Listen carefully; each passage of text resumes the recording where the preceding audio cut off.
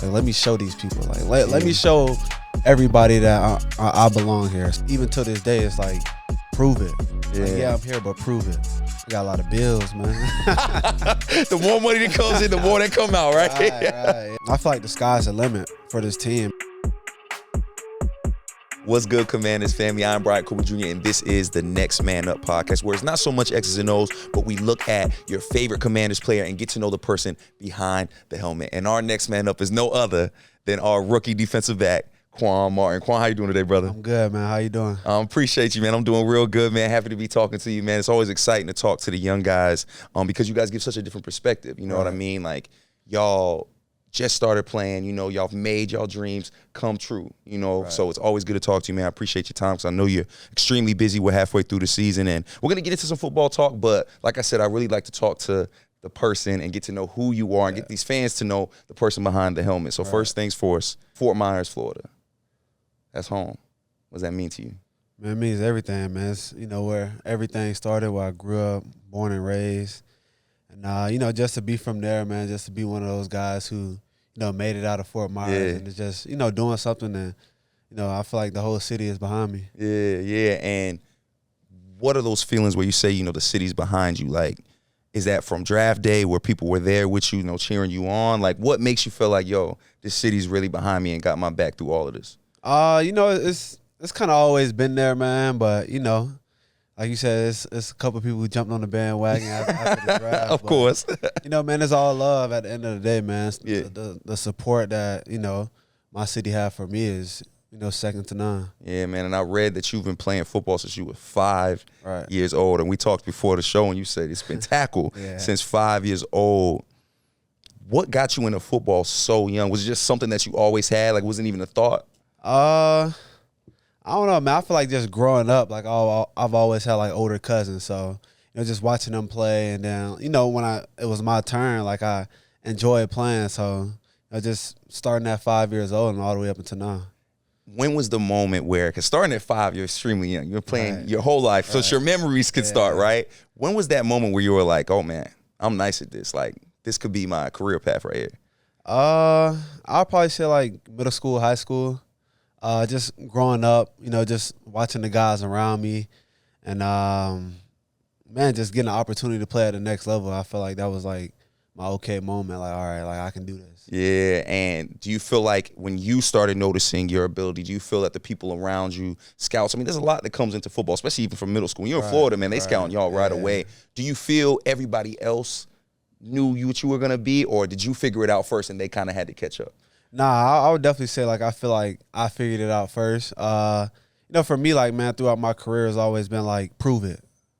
So like for me, it's like all right. Every time I step on the field, I just felt like I had to prove myself, and even to this day, it's like prove it. Like, I'm here, but prove it. Yeah. So you know, I just go out there, man, and give it my all every play, every down. Every opportunity I get, I just try to make the most of it. And you definitely do, man. You definitely go out there and ball, and you know you have a very close support system.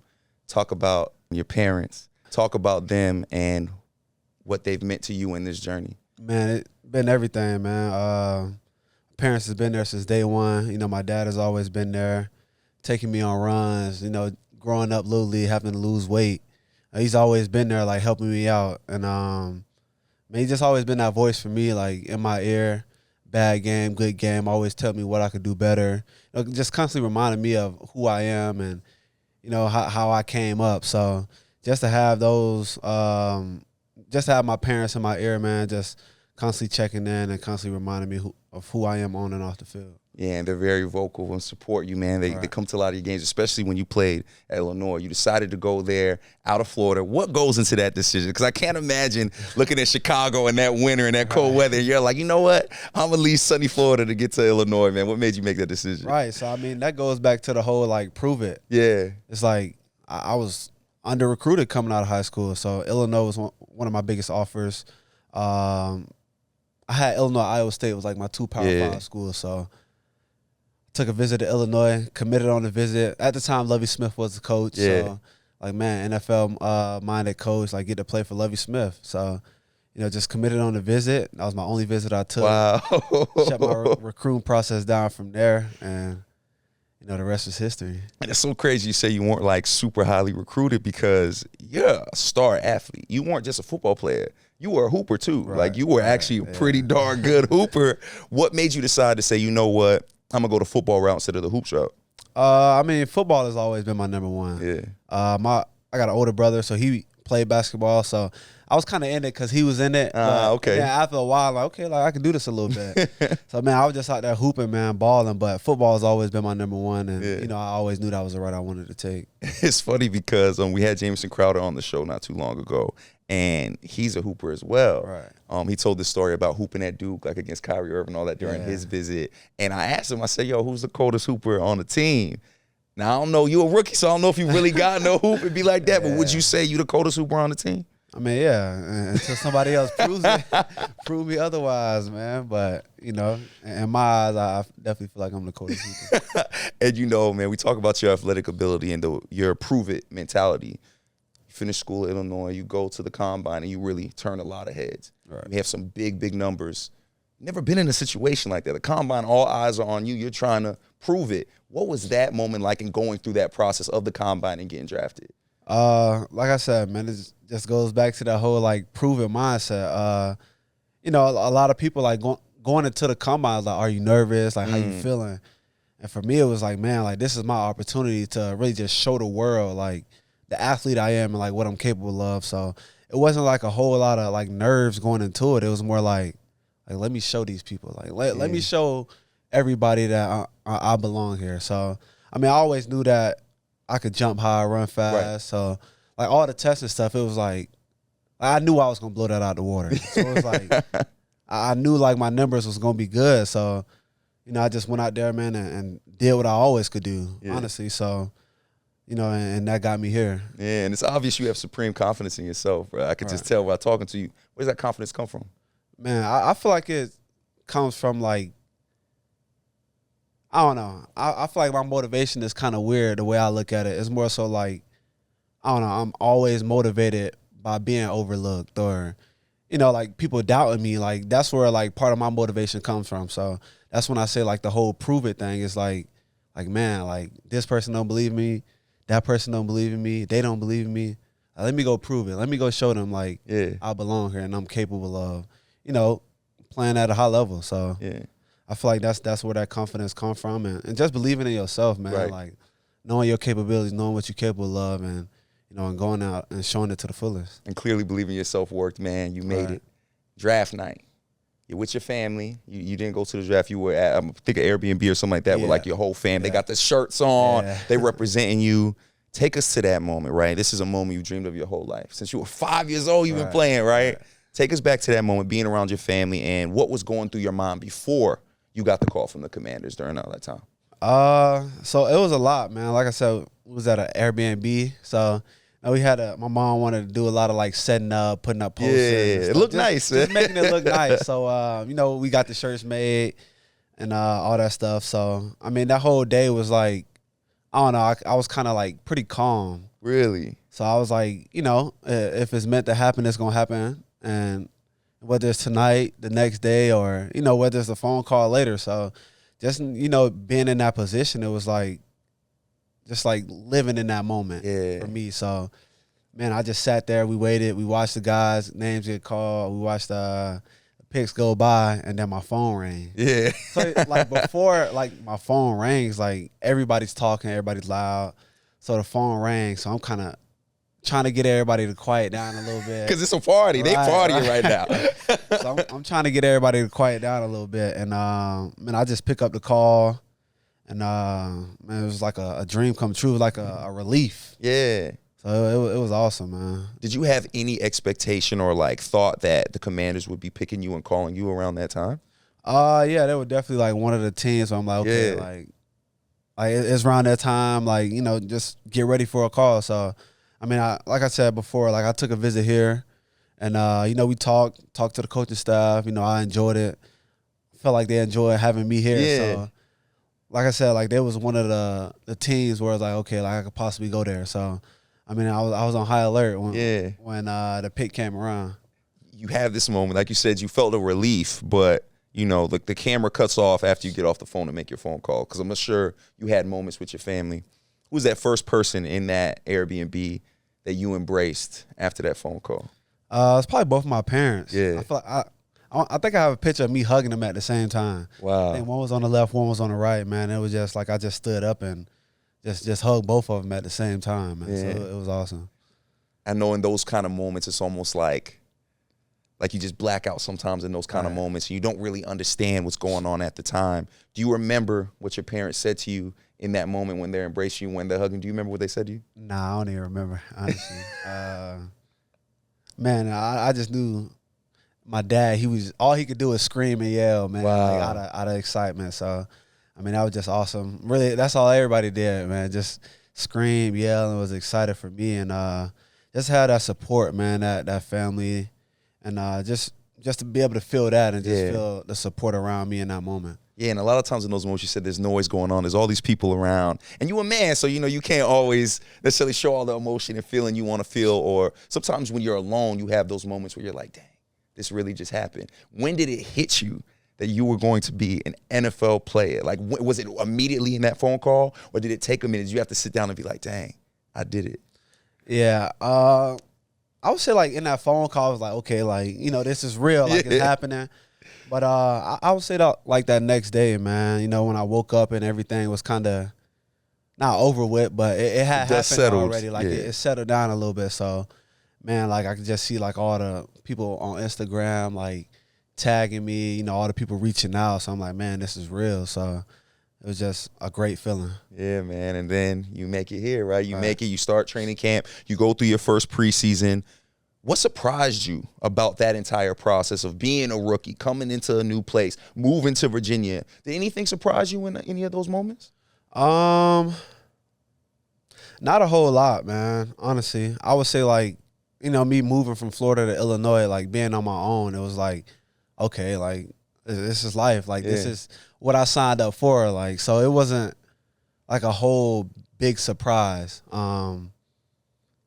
Yeah, honestly, I don't feel like I had any surprise. Really? Did it help having another, because, Emmanuel Forbes got drafted. You guys got drafted right next to each other, both young defensive backs. Did it help having other young defensive backs with you kind of going through the same things you were going through? Yeah, for sure, man. Like we both got drafted pretty high. So, it was a big expectation for the both of us. So, we kind of sat down and talked about that, had conversations about, like, just us getting an opportunity and, what that could be like for the both of us coming in at the same time. So just being able to, have somebody to talk to going through the same thing you're going through. Yeah. It was just able to relate to each other. Yeah, and it's not just a young room. You also have a couple of vets, somebody like Kendall Fuller, who, has earned his stripes in the NFL. Right.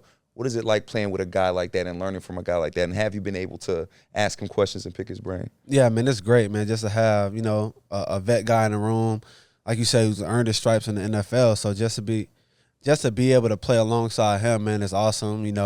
Savvy guy. He knows what to expect. So just kind of giving me little pointers and things to add to my game. Yeah, and then clearly whatever pointers he's been giving you has been working, man, because you got your first NFL regular season interception, man. Last Sunday, big moment. Take us to that moment, man. Take us through what happened on that play and then also how you felt being able to make a play like that. Man, it was great. Coach,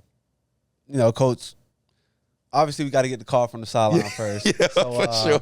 Just being able to get lined up, man, just kind of read the offense and, kind of just understand where, like, they were trying to attack us at in that time and that 2-minute situation. Yeah.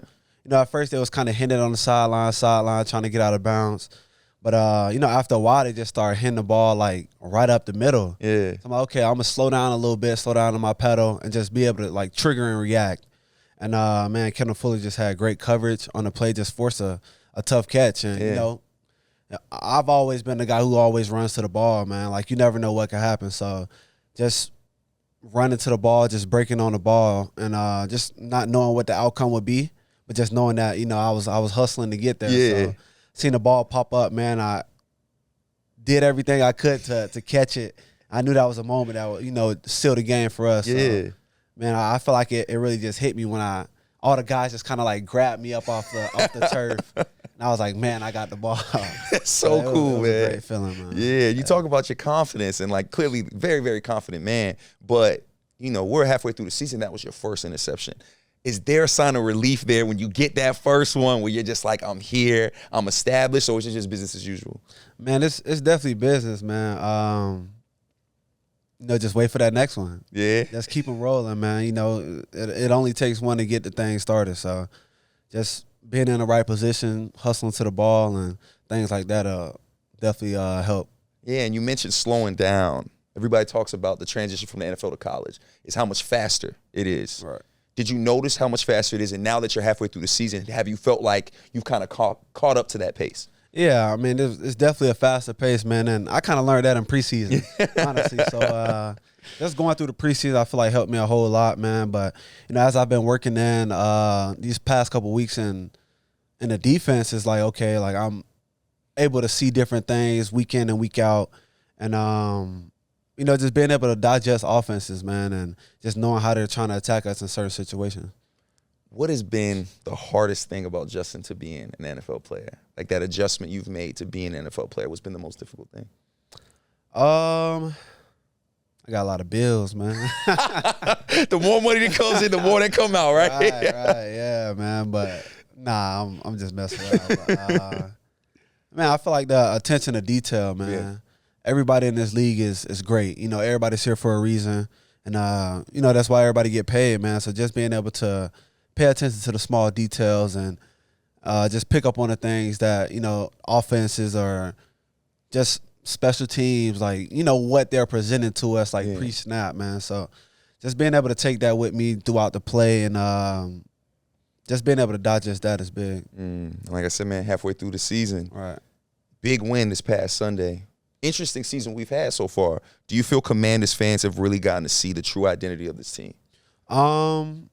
At times. Yeah. I feel like as a team, you know, we just got to keep putting it all together, man, and just playing great in every phase, offense, defense, special teams. And I feel like the sky's the limit for this team, man, and I truly do. So just being able to, you know, put a complete game together, I feel like is, you know, what the fans are waiting to see. So just going to keep improving every week, man, and getting better. I got no doubt about that, man. We talk about identity. Last question, man. That's your ISO camera right there. Look into that camera, talk to the fans, and let them know who Quan Martin is for those that aren't familiar.